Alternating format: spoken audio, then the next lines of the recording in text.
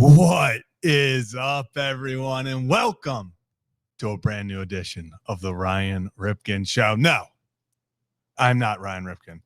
I'm Zach Bollinger, and today it's going to look a little different around here. Today is going to look a little bit different around here. Make sure, one, that we're all good. Am I a little choppy? Is that on me? Is that my internet, or is this a little choppy? I don't know. Well, let me know in the chat. But we do have, yes, I am the only one. I am here alone. We are here alone, solo showing it today in the studio. But that does not mean that we don't have a jam-packed show. We always have a jam-packed show, and today is no different. We're going to go around Maryland, talk Commanders going back to D.C., talk a little Orioles baseball. Hey, Yankees come to town. Big series against New York. Even if it's not for the Orioles to get into any playoffs, it's still good to get momentum against good teams this late in the season. Then we head on over to the National Football League, where there's always drama. Will Jaden Daniels play? We've got quarterbacks injured left and right. Is Tom Brady? Yeah, that Tom Brady, the greatest of all time. Is there a little conflict of interest in his broadcasting and owner gig? We'll find out and hear what Adam Schefter says about that. Everyone's favorite long snapper, Nick Moore, will join the show as well. And then as we wrap it up, going to be a shorter show, of course, because, well, hey.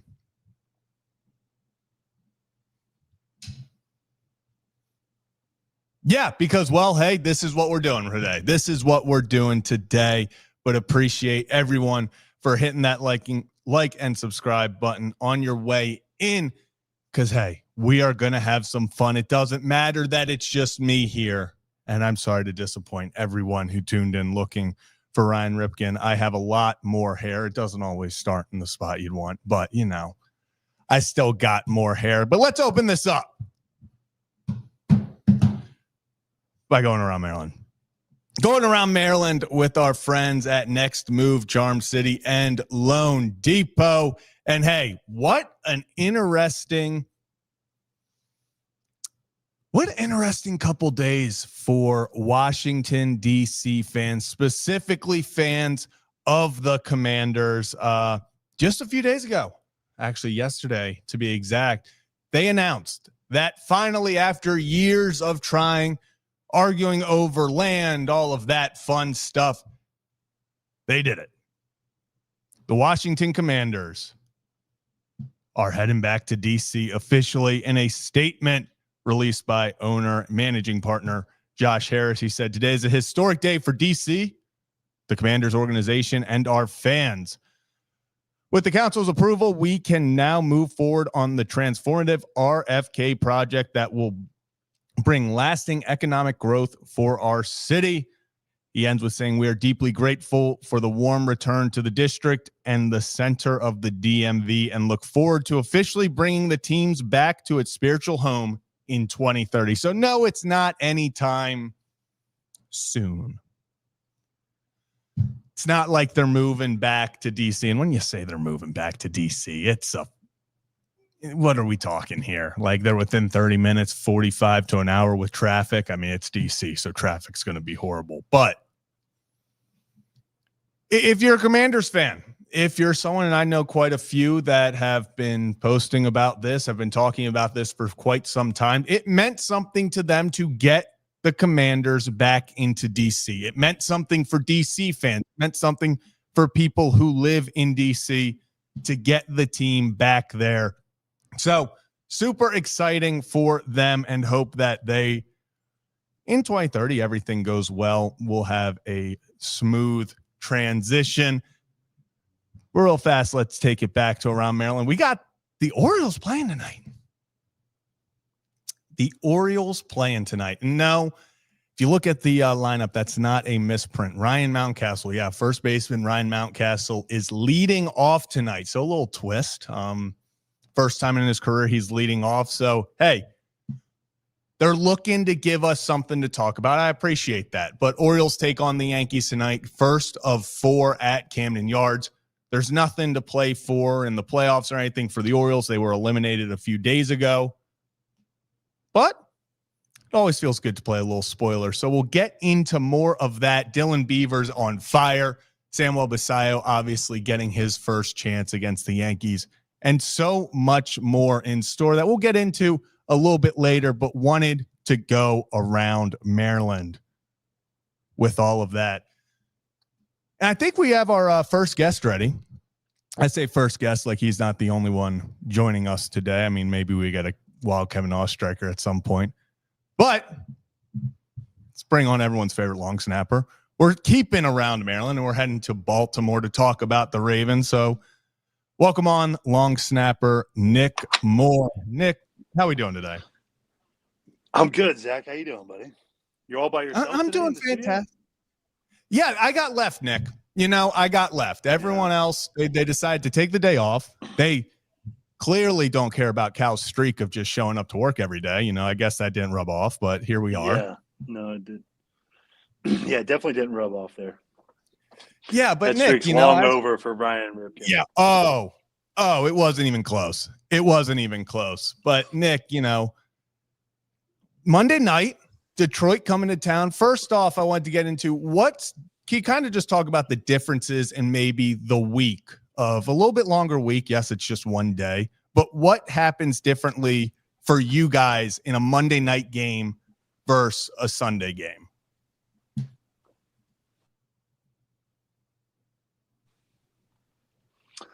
Well, coming off the Sunday game, got the win against the Browns, so we were fortunate to 2 off days in a row.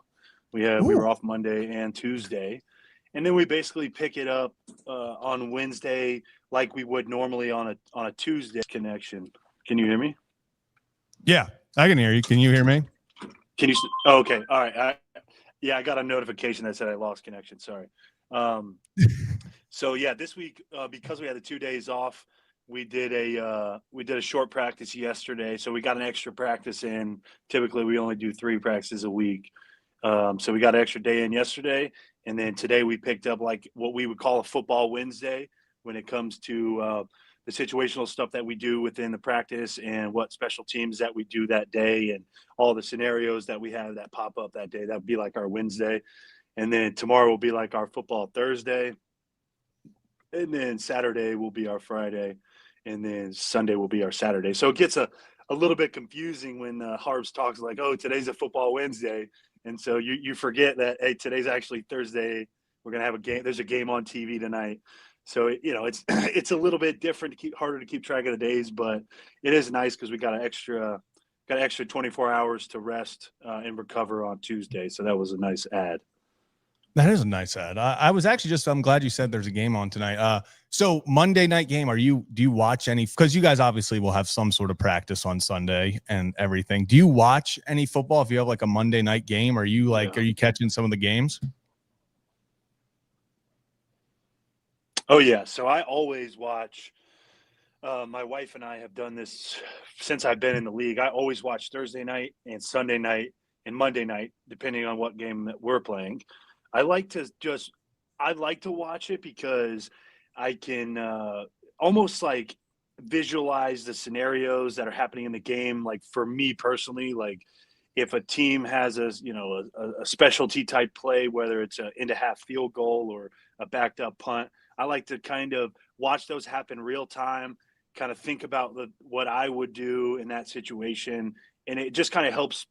That's kind of my way of prepping for the week because there's things that happen across the league that don't always happen in our games. So I like to kind of keep up with everything that's happening across the league. And also I just really enjoy watching football. It's something my wife and I do together every week. And tonight we'll watch the game and it's just fun. It's relaxing. I know a lot of guys get stressed out when they watch other games and stuff. And, for me, it's like, I don't want to call it trash TV, but it is like just kind of a nonchalant thing I can do where I'm relaxing, laying on the couch or in bed and just kind of hanging out. And, it's kind of a reprieve from my mind a little bit. Yeah. I mean, talking about, I guess this is a good time to talk about, hey, watching, maybe some special teams units have to do some certain situations, maybe high intense situations. And the Lions are in town. So I guess that's a good time to maybe bring up, you had I've had a historically high leverage situation against the Lions in which you guys converted for a NFL record, 66 yards. Oh yeah. Every time you play the Lions, is it a nice reminder? Like, is it kind of like you look across and you're like, it takes it back, or, does it mean anything anymore? No, I mean, what we did in the past was epic and super sweet, but at the end of the day, it was 4 years ago. The players on the teams are different. Everything is different. We're playing at home this time. So this will be my first time having the Lions at home. In 23, I was injured, so I wasn't able to play in that game. So are we expecting Tyler Loop 67 this time? Go ahead. I was going to say Tyler Loop 67. Is that what we're? Those are. He definitely can do it, but those kicks are so rare, man. It's got to be the perfect setup for that, and it has to be into half, into game. Like, hopefully we don't have to kick everything we're supposed to be doing, offense, defense, and special teams, to put us in a situation where we don't have to kick a game-winning field goal. But if we do, we strive for and we prepare for. But it is cool to think back to, like, today we were watching some punt tape against them in 2021, and that's the first time I've seen it in a long time. And I was like, oh man, that brings me back to that day. Like, I remember exactly what happened. And obviously the kick that won the game for us in that game, that was a pretty cool feeling. Yeah, I think I speak for most Ravens fans when I say I would prefer if maybe, a win didn't have to come down to a last second 67-yarder. Like, I agree with you. Maybe, just like clean, maybe get a lot of extra points this week. I think that's the goal. But Nick, yes, it's my show today, so I get to talk about what I want to talk about. And someone that's not getting talked about enough, Jordan Stout. He's having a good year. I feel like every time, and obviously week one should have probably had a ball down at the one. Obviously Trenton Simpson kind of slides in, touches the goal line, but it feels like so far this season, Stout has been on it, and he has been pinning teams back when he's needed to. He's been booting it when he's needed to. Can you kind of talk about what it's been like, watching him progress over his year? Because gosh, this is year 3 for him, 3-4, and it's kind of been, it feels like it's been short-lived, but year 4. It's getting to we're getting to that point where he is an established player in this league. So what's it been like to watch him so far this season, all the work he's put in? Yeah, I've seen this from Jordan, going back to April, May to June, and mini camp and training camp. I thought I saw a ton of growth and maturity from him this past year, and really taking the onus on his career, on his work, the stuff that he's putting in on the day-to-day. And I think what we saw in training camp from him and in the preseason games was unreal. That's the best I've seen him play, and he's carrying that over to the season. And I know there's a couple that he would say that he wants back, but overall, I think so far he's done a great job, really given our team a great opportunity to get down there. We've had 2 returns for 0 yards, and given our gunners a chance to get down there and make plays. And I just want to continue to see him showing that growth, that development, that maturity as the season progresses, because he's doing so well right now.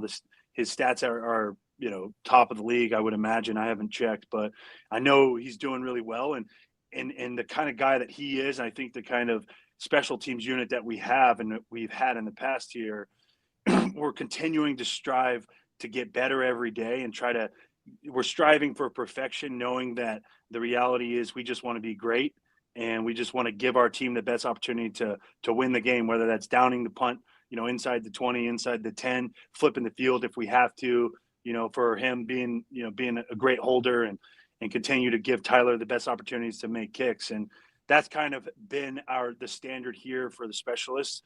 You know, we have a long history, and we've had some great players before us, and we're just continuing to grow and to kind of keep that same continue their legacy and do it in a way that fits us.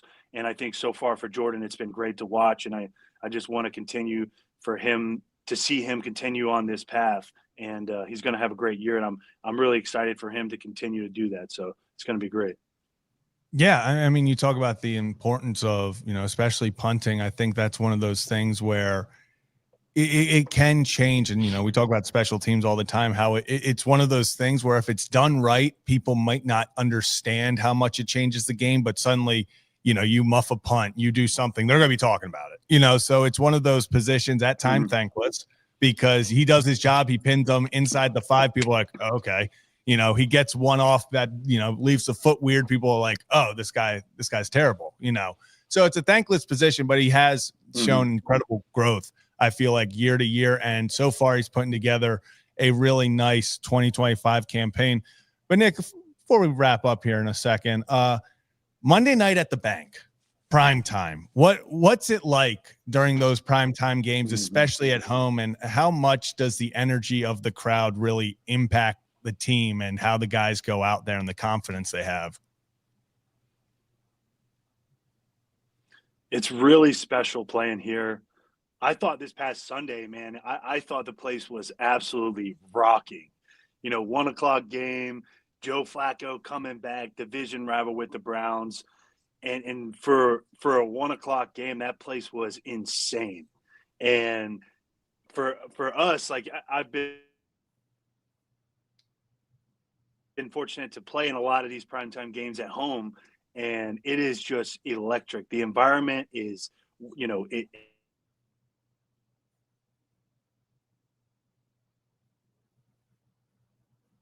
everybody's on the, you know, standing up, screaming, oh, just get bills down.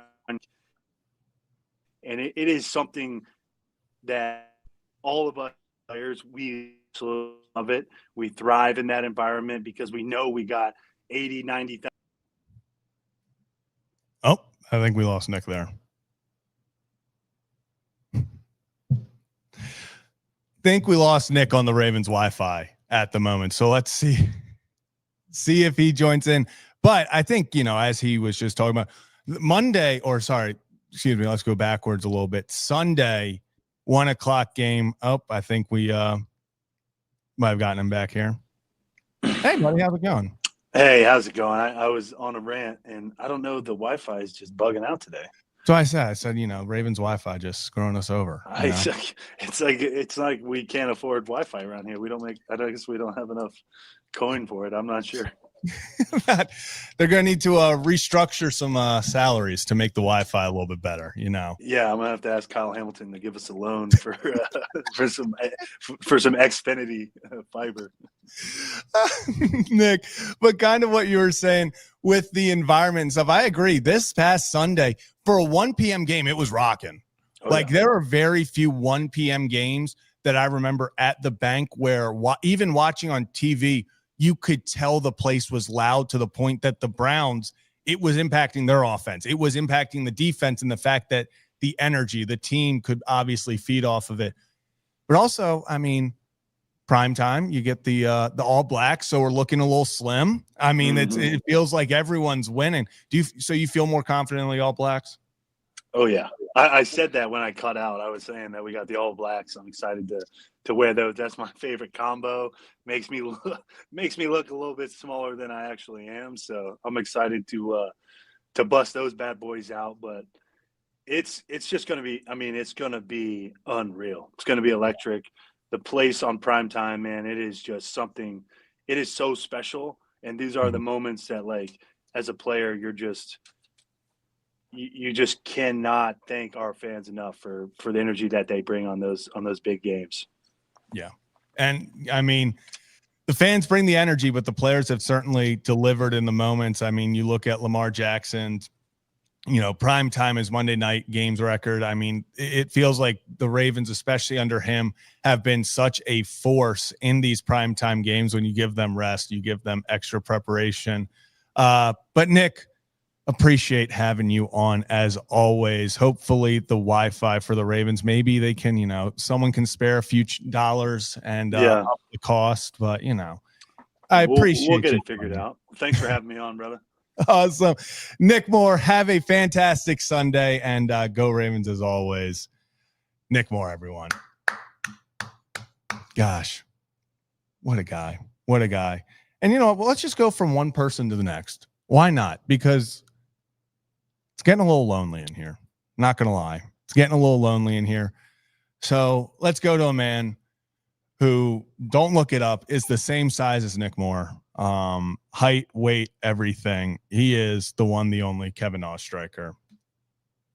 Kevin, how are we doing on this beautiful Thursday? You can look it up. I'm 6'5", 2.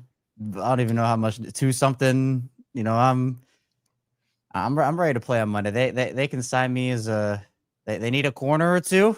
I'm ready to line up and get the job done. They might. They might. They actually might. Yeah. They might. And Kevin, actually, that's a good little segue unintentionally into kind of what I wanted to talk about.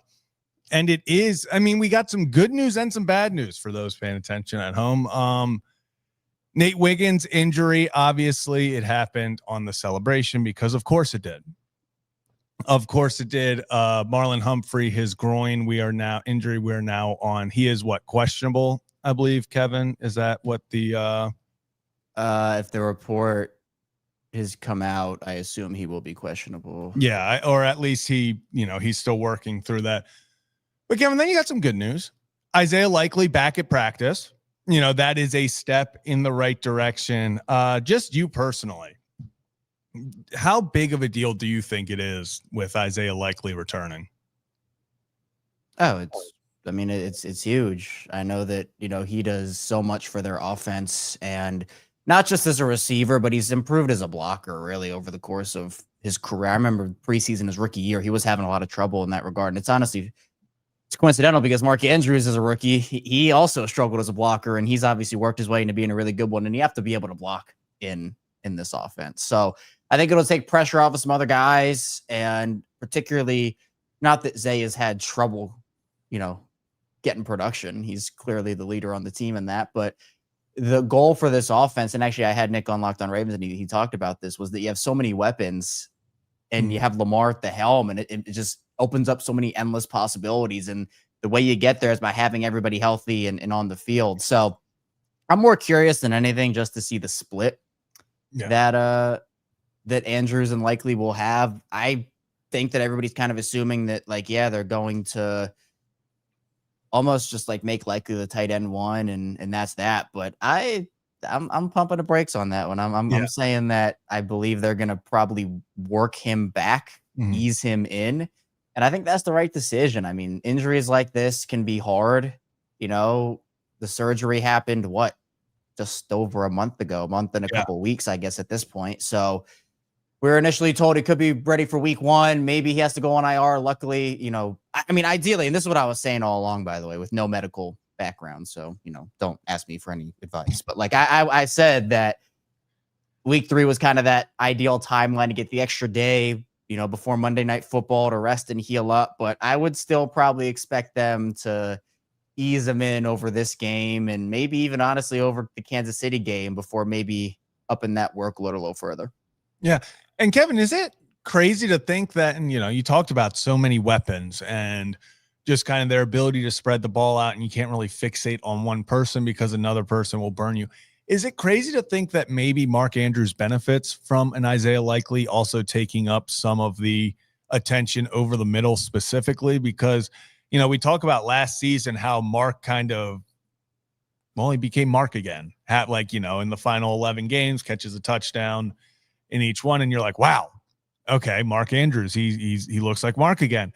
Is it crazy to think maybe, with guys now returning like Isaiah Likely, it kind of takes some, not only pressure off him, but defensive pressure? Because at this point in their careers, when you look at the production, Isaiah Likely has kind of become that X factor almost in this offense where you have to cover Zay Flowers, you have to stop Lamar, you have to stop Derrick Henry. Rashad Bateman can beat you over the top, and it kind of allowed Isaiah Likely to sit there and become the guy who was getting all the one-on-one matchups with the linebackers. Let Mark Andrews find the soft spot in the zone. So I think a 2 tight end set, not that Charlie Kolar, it's like, they couldn't do it with Kolar, but I think Isaiah Likely and Mark Andrews give you a little bit more, at least as a defense, as a threat. So I'm excited to see how that not only impacts, how's Likely going to do, but I could also see it impacting Andrews as well.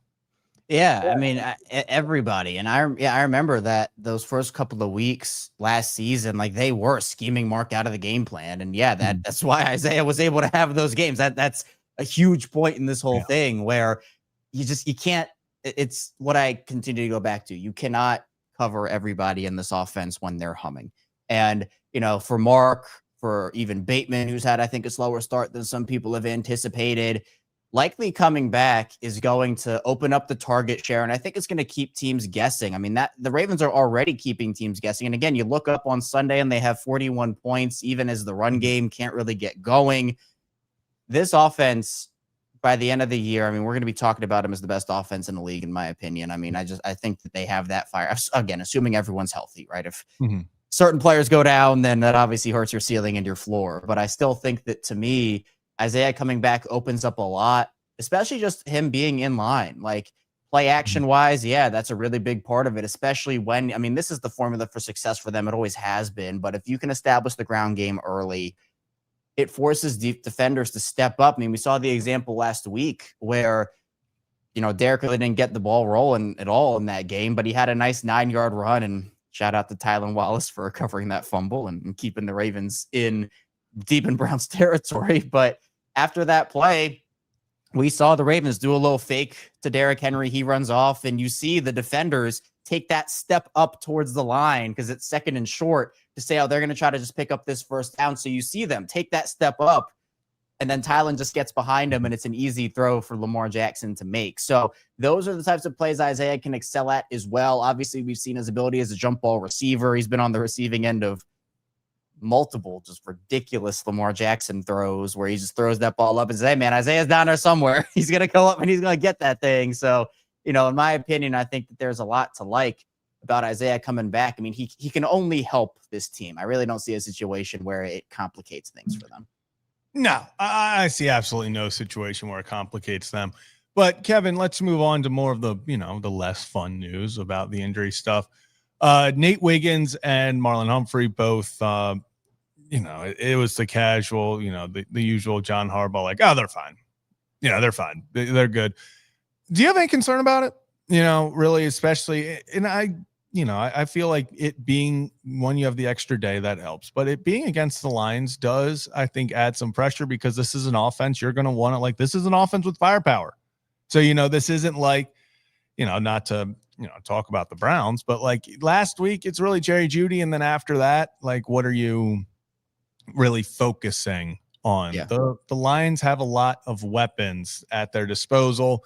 So, you're especially, Amon-Ra St. Brown, you're going to want to make sure that he is under wraps as much as possible. Cannot let Jameson Williams beat you in open field, stuff like that. And if you don't have guys or at 100% like Humphrey, like Wiggins, it makes that harder. We'll see what happens with Jair Alexander. So, Kevin, where's your, I don't want to call it panic meter, but where's your concern level for kind of the injuries to the secondary right now?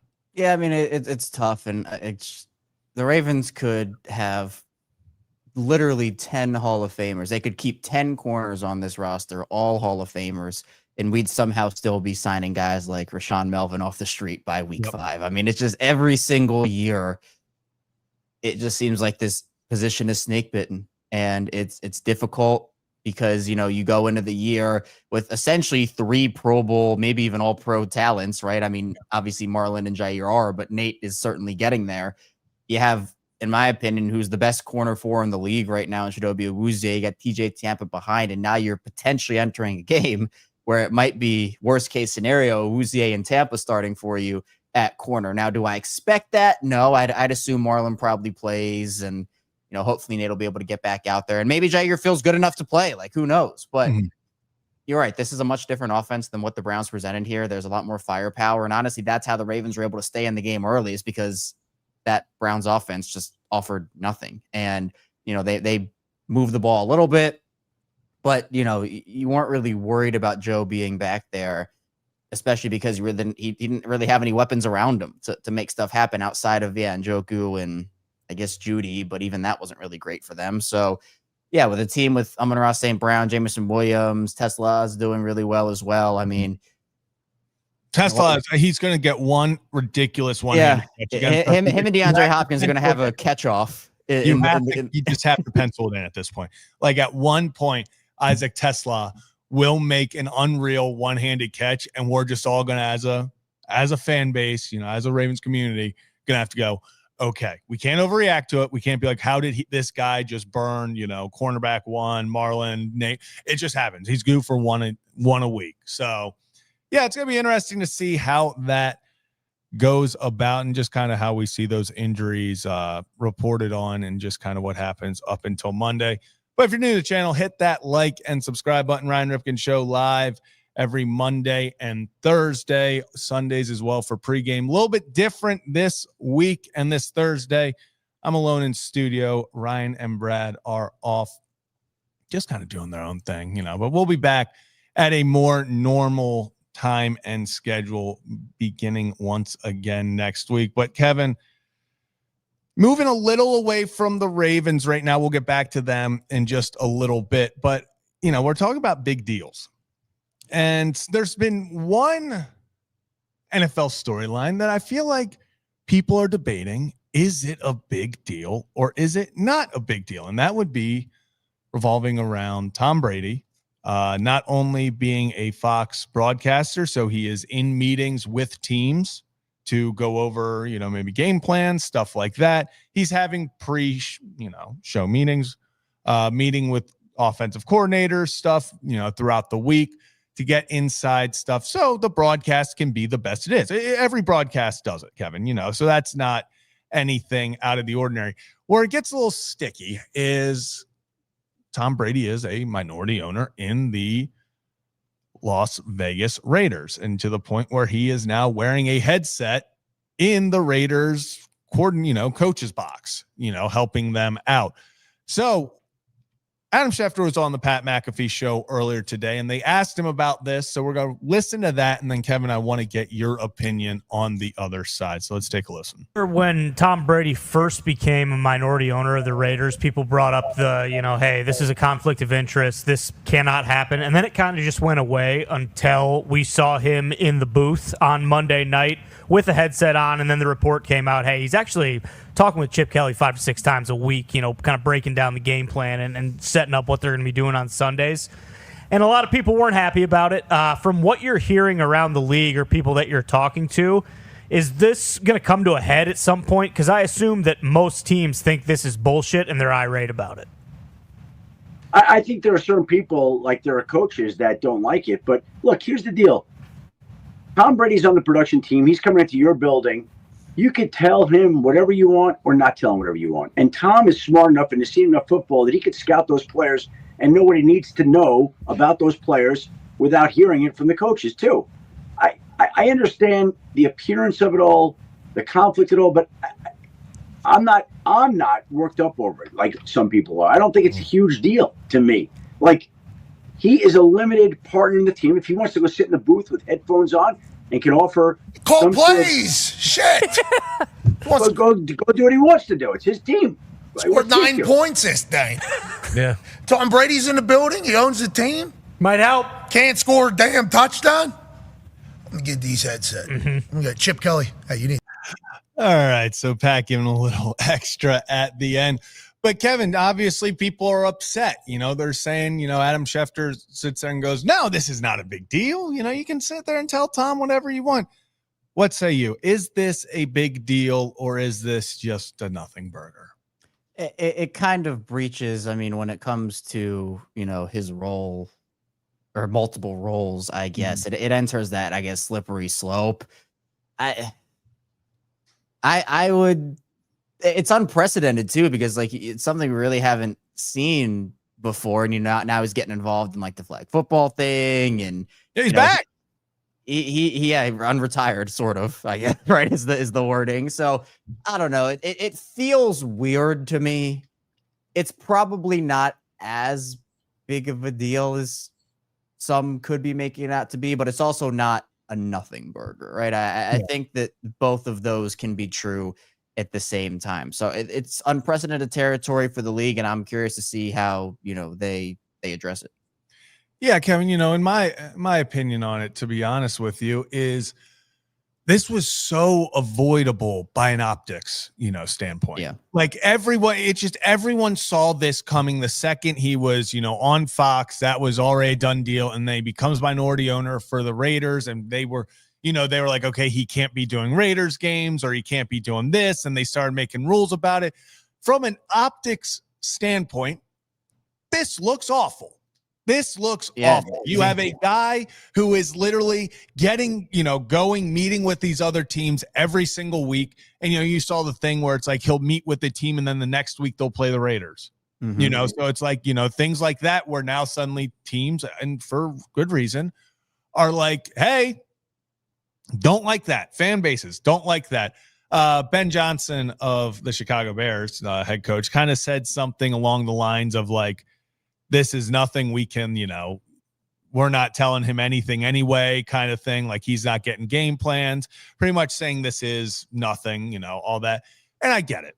You don't have to tell Tom Brady what he wants. You don't have to, answer everything he asks. But Kevin, it's just, it's like we both keep saying, I don't think this is a massive deal. I don't think this is a nothing burger. It's the optics of it. It's the fact that the NFL cannot deny this looks bad. Yeah, and look, there is nothing stopping Tom Brady from just meeting with his teams and going to Pete Carroll and Chip Kelly and just talking to him about it when there's not a camera, right? Like, I mean, it probably might be what's going on. I don't know, but obviously, now if there's one person I want to put past, it's Tom Brady. Like Tom Brady, famously known for always being, following the rules to a T. Never a rule breaker, never. Yeah, like, if there was somebody that I'd be like, okay, he's okay with, bending the rules a little bit, giving them, some people are like, oh, but he's not going to be telling Chip Kelly or them what he's.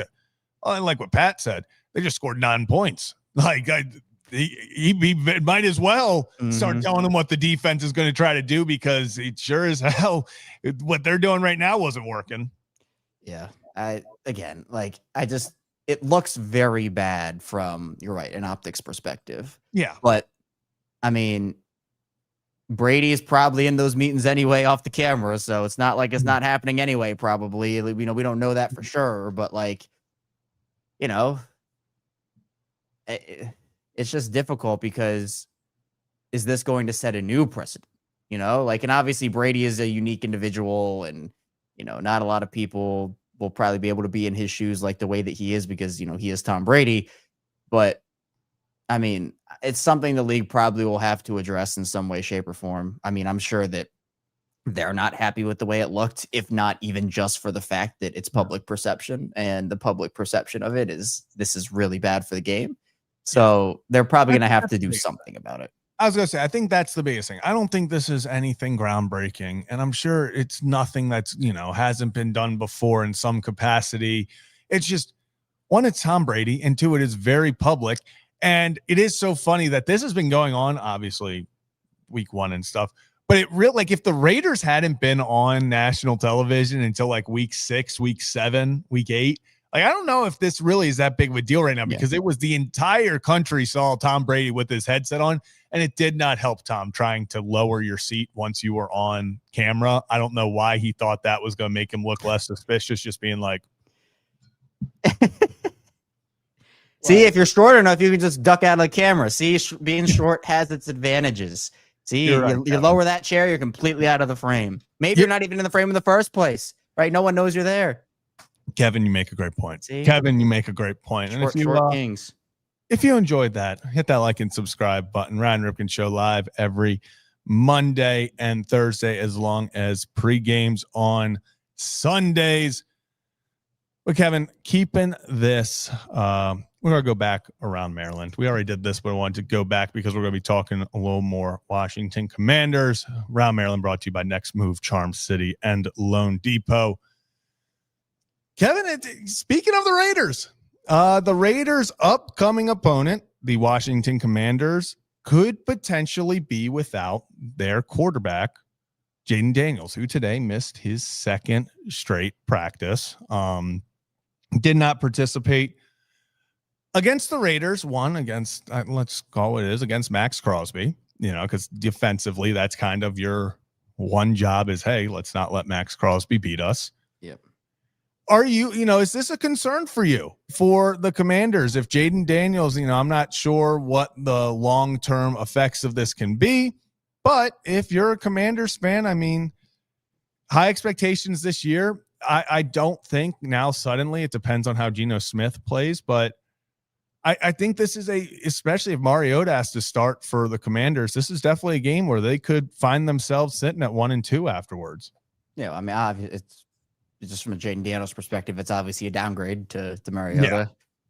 I just think the comment, and I talked about this with Isaiah Likely and Kadri Ismail, who we have on here, and I have him on Locked On Ravens. He's a guy that now post-career has been very big into sports movement, sports performance, has his own missile training.com and, training regimens. And, we talk all the time, him and I, about the fact that like a common misconception around injuries in general is that when guys get back from injuries, they're good. Every player is 100% and every player is back to who they were. They're playing and they must be 100%. Exactly. Right? And it could not be more wrong. Like, certain injuries are different, and sometimes if it's just a minor thing and it's not really that big of a deal, then sure, right? But a lot of the time, especially when it comes to like knee injuries, hamstring injuries, groin injuries, other like arm for baseball, like elbow stuff, like guys have to work their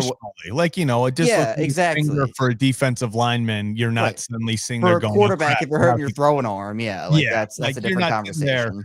Stressing over is Matabike gonna be the same after his finger got sprained? You're not getting that stuff. But I agree, especially with Jaden Daniels, mobile quarterback. And at the end of last game, yes, it was against Green Bay, but once the injury happened, it was apparent that he did not feel good and he moved differently.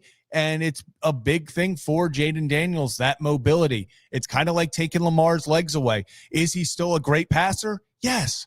But one of the things that makes him so great is he's also one of the best rushers, and you can say the same for Jaden Daniels. I think this is a big concern. And like you're saying, Kevin, this doesn't mean, he's back, in 2 weeks suddenly, and now we're fine. That's not how it works. They go to Atlanta after this game, and I think that's going to be I think Atlanta's sneakily very good. But then you face the Chargers defense, the next week. Their next 3 games, you got the Raiders, and then you're on the road versus the Falcons and Chargers. If Jaden Daniels doesn't return or is only playing at 50% with his knee, and then it gets tough. Yes, you get the Bears, which should be a win, but the Cowboys have been playing well. The Chiefs, Seahawks, Lions, Dolphins, Broncos, Vikings, they have, obviously they play the Eagles twice still, play the Cowboys twice. It's, in a year where there are now expectations in Washington, the last thing you can do is really have a beat up Jaden Daniels or be without Jaden Daniels for an extended period of time, in my opinion. Yeah. And look, I'm very glad that we are on here together is we can officially do this, where for those that don't know, Zach and I are both in a dynasty league together, and I made a mistake. See, this is what redemption's all about. All right. I took Terry McLaurin over Emeka Egbuka. Zach took Tyreek Hill over Emeka Egbuka by accident. by accident. My heart has never dropped so much in my life. But this is where the redemption comes in, because Zach, obviously, you're a Commanders believer, and I am graciously offering you Terry McLaurin for Emeka Egbuka straight up. And this is where redemption. You help me right or wrong. I help you believe in the Commanders. This is beneficial for both sides, right? Kevin, as much as I would love to help you out there, yes. it's because Emeka didn't get 50 yards last game. It's just that's why I have to move off of him. You see that's what it should be. If you have to bet on a fantasy player every week from your team, and if they don't do it, you have to trade them to me. I like in the dynasty. You just by the end, in like 3 years, you just have a. I love it. I have Cooper Kupp available. Just by the way, I know that you've let everyone in the league know multiple times. I'm just saying. Sometimes you got to remind people. Kevin, call to action. Call to action. Kevin in the league group chat once a week is like, just heads up, Cooper Kupp is still available, and everyone's like, got it, Kevin. It's kind of. Have you seen that meme where it's like someone from the distance loudly talks, and then the guy goes like thumbs up, and then goes back to talking? Literally, that's what it is. It's like everybody to be with Cooper Kupp. It's like, you get it, Kevin. We know. You know what? Speaking of my bets, let's take a trip up to our friends over at Hollywood Casino at Charlestown Races in West Virginia. Beautiful, Kevin. Beautiful. Shout out to our friends at Charlestown Races, Hollywood Casino in West Virginia. And tonight we've got another Bolly's bet. Our bet of the week, Devon Achane, over 98.5 rushing and receiving yards. If the Dolphins are going to stay in this ball game, if the Dolphins have any chance at keeping this competitive, they got to get the ball quickly out of Tua's hands. They have to establish the run game like the Orioles, like the Ravens did against the Bills. I mean, Kevin, you've seen the Orioles in the celebration. They're working on the running back drills. That's all I'm referencing, okay? That's all I'm referencing. But like the Ravens did, and Devon Achane, I mean, just get him in open space once we can get half of this knocked out on a single play. So that's what we're going with tonight. Devon Achane, over 98.5 rushing and receiving. And as always, shout out to our friends up at Hollywood Casino at Charlestown Races in West Virginia for being one of our best sponsors. It's always fun going up there. We'll be back up there soon. Just were up there a few weeks ago for week 1. I had Chris Cooley and Jamal Lewis join the show. Always some super awesome events going on up there. So make sure to go check them out. But Kevin, let's go, a little away from everything before we hop into our final, we'll talk Orioles for a second at the end, and then we'll finish up with Ravens. But game tonight, do you have any real expectations for the Dolphins? Like, is this this wasn't planned, but now I want to talk about it. Is this Mike McDaniel's last game as the Dolphins head coach? Oh, that's actually an intrigue. I mean, look, to me, this is 100% Mike McDaniel's last year. I don't think he makes it. I don't think he makes it to the end of the season. Week 3, though. Ooh. If they get blown out, it's all of a sudden you would have an extended period to, you'd get. Yeah, I get, and it'd be interesting because Anthony Weaver is getting buzz. Their DC is a potential head coach candidate, and they could do what the Ravens did not, and obviously different circumstances, right? But they could, if they feel like McDaniel's not the guy, but they like Weaver enough and he's a good enough leader and they feel confident in him, they could. And I believe this is what will happen eventually during the season. They will move off of McDaniel and make Weaver their interim. And they could honestly just remove the interim tag when the season is over. I mean, look, it's just, they have had years to figure this thing out. And, Tua's injury situation has been unfortunate. Like I get that. And, it's been tough to see him struggle with, the concussions and everything.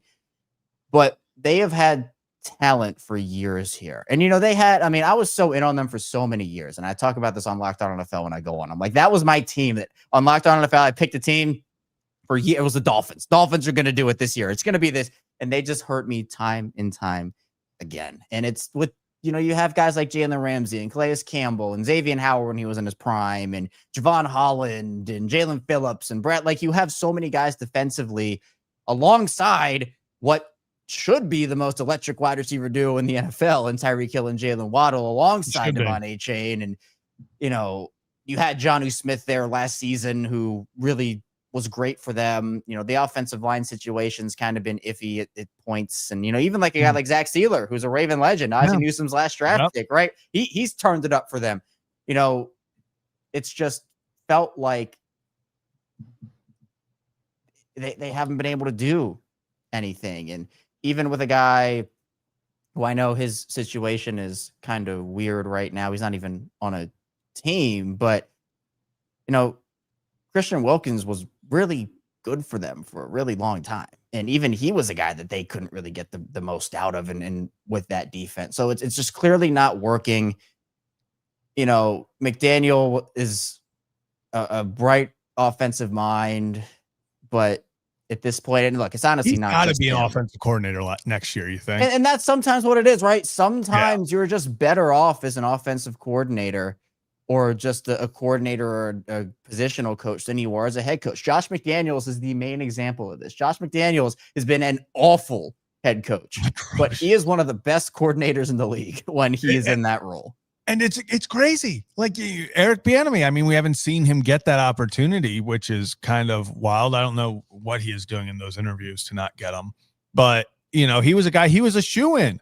I mean, he was the next, it was teams were lining up for him. All of a sudden, he never gets that opportunity. So, you know, some guys are just kind of, that's what they do. But I'm very intrigued to see what happened because I've been seeing a lot of Dolphins, Twitter, media, stuff like that, kind of hinting at, hey, maybe there is a bright side tonight, you know, like, is there, you know, they go and get blown out. Is that maybe best case scenario because they move on from McDaniel, from the GM? So yeah, it would, I think, be, the reports have been, it will be a package deal there. So, without a doubt, if one goes, both goes, you know, it's not going to be their keeping because, and sorry, what I'm blanking on his name right now. Who? He's been there. Chris Greer. He's, I mean, what year? This is year, I think. Oh, I don't even know how many years this has been. Let me see. Yeah, he took was named general manager in 2016. I was going to say this is close to year 10 and nothing to show for. Legitimately nothing. Like there's not even playoff wins. Like that's, you know, that's kind of the thing. So I think there's a lot of pressure on them. I don't think either see the rest of the season, but I think this is going to be that first potential, you know, day for them to move on. Yeah, it's again, week 3 is very early, but I think there's enough. I just personally can't wait for the Tyreek Hill to Kansas City trade. That's going to be coming down the pipeline. It's going to make me so mad. It's going to make me so mad.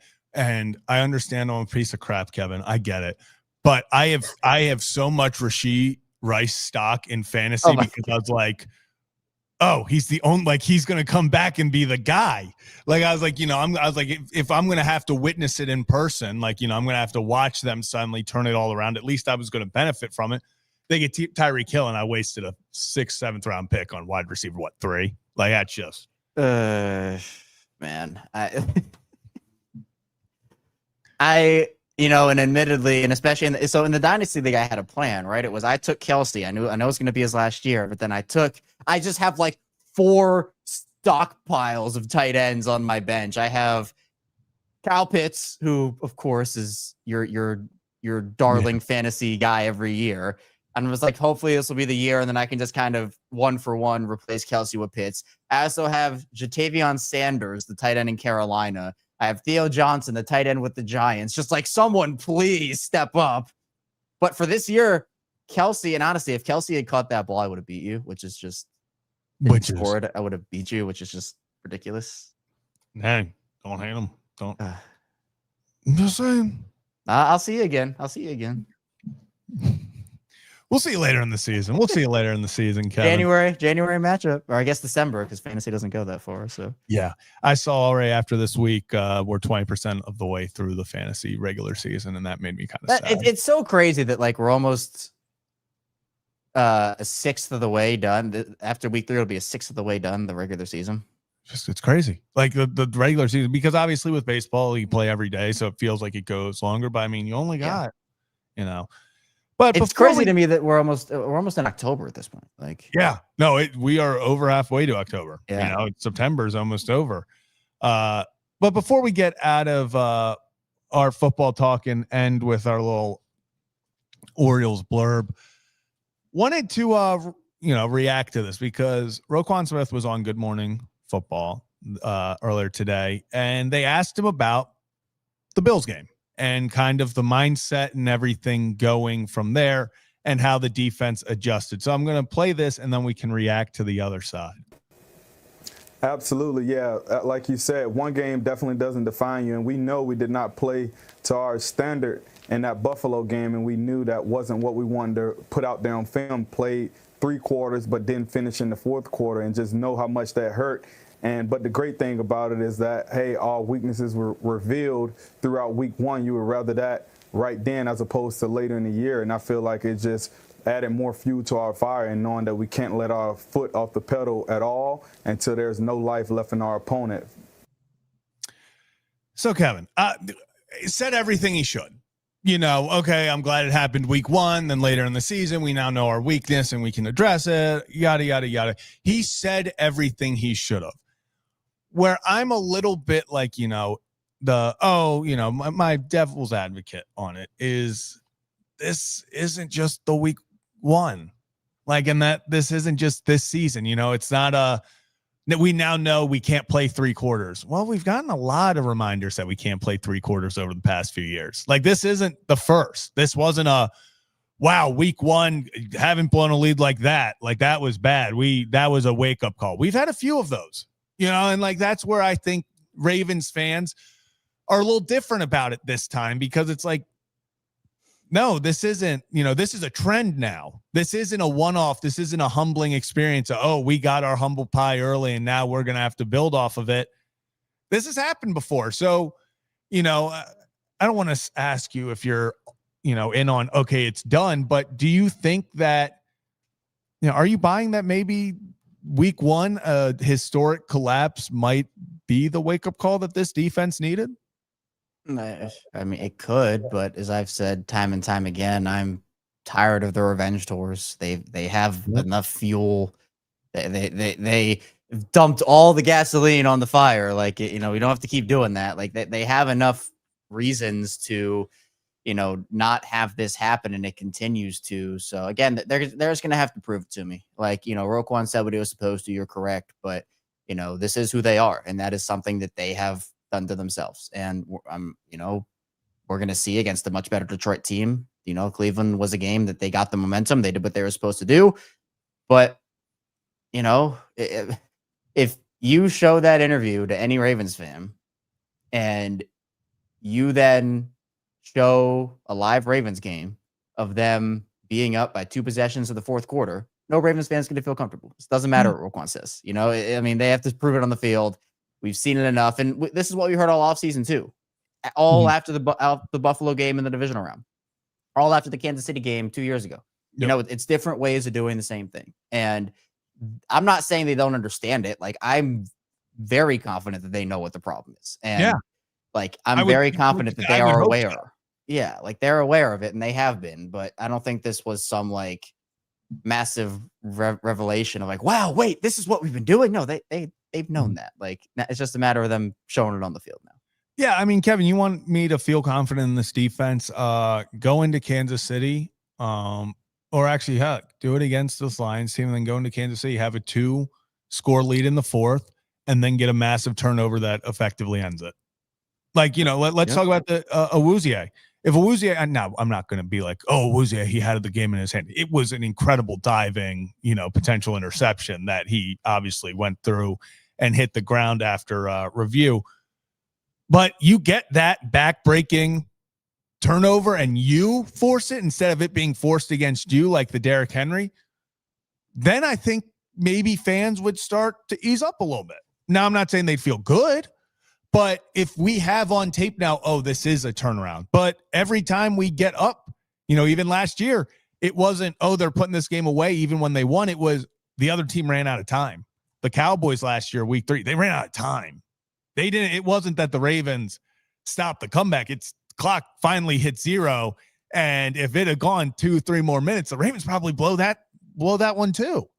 So it's like, I think the biggest thing, saying the right things is one thing, but going out there and proving it is going to be the other. And I don't think Ravens fans are going to be comfortable with any sort of lead in the fourth quarter until we consistently see this team blow away. I mean, last week alone, that fourth down ball just squarely in Marlon Humphrey's hands, tips it to the tight end, touchdown, and then you're sitting there and you're like, here we go again. I mean, and every Ravens fan has reason to believe that. You know, they do. Yeah. It's been laid out in front of us so many times, and it's what's going to follow them for the whole season until they prove that, it's not necessarily a regular season thing, but them doing it in the regular season adds more fuel to the fire for the postseason, where that's what everybody's waiting towards.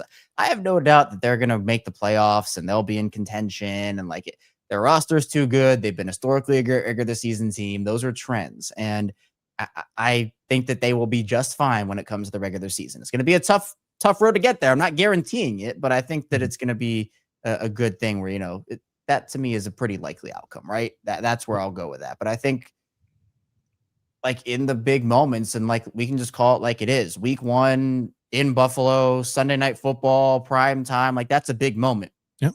Week 2 against the Browns at 1 p.m. is not that big of a moment, right? There's more for the Ravens to lose there than there is to win. Again, the Ravens did what they were supposed to do in that game, and they honestly didn't in some areas, but they did what they were supposed to do. Now you have an opportunity over these next 4 games, this next month, where it's your next 4 opponents are all division winners from last season. You have an opportunity to prove yourself that, hey, these are big games coming up, and we, in these moments, can keep our foot on the gas. We can hold it together in the fourth quarter. They're 0-for-1 doing that right now. Yep. But they have opportunities over the next month to write that narrative for the regular season. But again, the postseason is a whole different story. I agree. It's all going to be about how they prove it on the field. No words are going to make any Ravens fan feel any better. But Kevin, before we get out of here, hit that like and subscribe button. If you're new to the channel, Ryan Ripken Show, a little different today. Kevin Ostreicher and Zach Bollinger handling the duties at the moment. But Kevin, before we get out of here, I'd be remiss if I didn't talk about Orioles, Yankees. We were hoping that this was going to mean something. We were. It doesn't. It is just another game for the Orioles, one of their final 10 before they head back home. Head south for the winter, all as birds do. But, Kevin, really, before we head out of here, it sucks that it doesn't, but there are some, fun things. One, Ryan Mountcastle's leading off tonight. Let's get crazy. Let's get weird. I also like to ask Tony Manzolino why he did it. And he was like, well, we didn't want to move Westberg out of the 2. It's like, all right, okay. There's so Mountie at 1. They're like, well, Westberg's got to stay at 2, Mountcastle at 1. That's the only way. It's the only way. So I guess we'll see what happens there. But Kevin, anything you looking forward to with this series? Obviously I think my biggest thing is just Basayo versus the Yankees. And Kevin, I know this shouldn't, but it does mean something to me that if Samuel Basayo goes out there and has a 2-3 homer game or just has incredible plays, absolutely rakes, I don't have to sit there and see comments from Yankee fans going, oh, he'll be a Yankee in 3 years. Oh, he's a Yankee. At least he's extended. Well, we don't have to deal with the, future Yankee. Okay, in 10 years, we can argue. But, right. I know this one's here. I know this one's staying. He was already a Yankee, so. Yeah, great. Actually, you know what? I wonder if that would definitely, I feel like, impact someone. If you were supposed to go somewhere and they pulled the rug on you. Yeah, hey, that's motivation, right? That's motivation. Kevin, Plus, you're making me see storylines, but still storylines. And I mean, look, you have the opportunity if you take 2 or 3 here, push them down a little bit in the wild card standings. So it's possible that they could play a little spoiler here this weekend. So I'm hoping that they can get that done. For me, nothing will top Robert Andino in that final game, knocking the Red Sox out of the playoffs. But man, if you can have a moment or two like that where you rip the heart out of the Yankees, then it's a pretty good weekend. It would be a great weekend. Just beating the Yankees, making it a little bit more interesting for them. But overall, just to win the season series, feel good heading in next year. But Kevin, I think that's going to do it for this edition of the Ryan Ripken Show. Anything else before we head out of here? A shorter show, but we wanted to get something out there. Obviously looks a little different. We will be back to a more normal-ish schedule next week. But for now, I think we got everything we needed to. Yeah, just go O's, go Ravens, and go fighting Nick Moore's on. Well, I guess they have a bye this Saturday, so Yeah. Georgia. Go fighting Zach. Who does the fighting Zach Bollingers play? I actually don't know. I'm going to be I cannot believe this. I cannot believe you're a fake fan like this. You should see what the team looks like this year. So Mike Green leaves and everything's just Middle Tennessee, Marshall at Middle Tennessee. Oh, yeah, that's gonna be interesting. It's gonna be an interesting season, but they won. They got to win. That's all that matters. I was really kind of worried about it after the Missouri State game. Yep. Good. I expect you to know who they're playing next week. This cannot happen again. It's okay. I already got locked in. Louisiana. LSU, obviously. No. Yeah, obviously. Obviously. That one. But that's gonna do it for this edition. I almost said of Kevin and Zach. I was waiting for you to say that, and I'm like, wait, what? Kevin and Zach React actually tonight after the Oriole game. Make sure to tune in and subscribe over there if you are not already. We'll go live right after the final out for Orioles Yankees. But we'll be back here on the Ryan Ripken Show next Monday. No Sunday show this week. Why? Well, we can't do a pregame show if the Ravens don't play on Sunday. So Monday, pregame show, also just a regularly scheduled show. But that's going to do it for this edition of the Ryan Ripken Show. Little bit different. I guess Ryan Ripken Show, Kevin and Zach React edition. That's how we'll say it. But no music today. Why? Because I don't feel like walking over there to get it. So do. Can I actually play? Can I play mine? Let me see if. Can you hear that? No. Do you have music playing? It doesn't come through. I have to figure out how to use this thing. Is it the same music? Yeah. Should be. But that's going to do it. Have a day, have a night, have a great stinking weekend. We'll see you next week for another edition of the Ryan Ripken Show. Peace. Robert Andy.